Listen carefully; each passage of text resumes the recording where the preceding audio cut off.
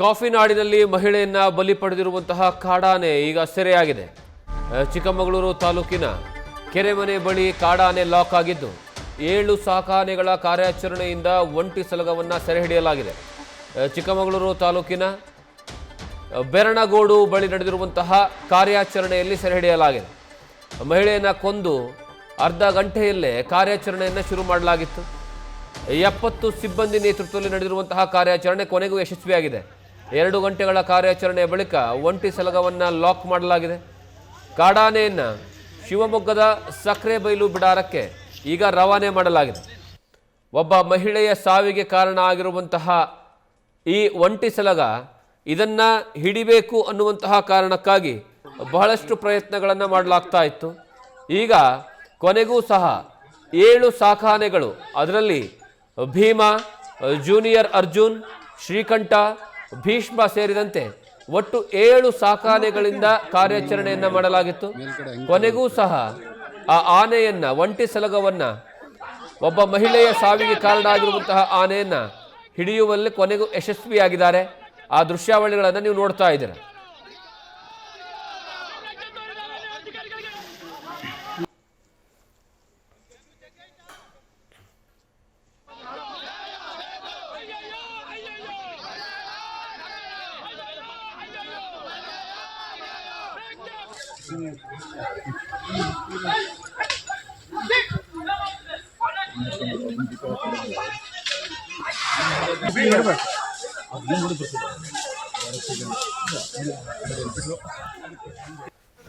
ನೀವೇನು ದೃಶ್ಯಾವಳಿಗಳಲ್ಲಿ ನೋಡ್ತಾ ಇದ್ದೀರಲ್ಲ, ಈ ಒಂದು ದೃಶ್ಯಾವಳಿಗಳು ಚಿಕ್ಕಮಗಳೂರದು.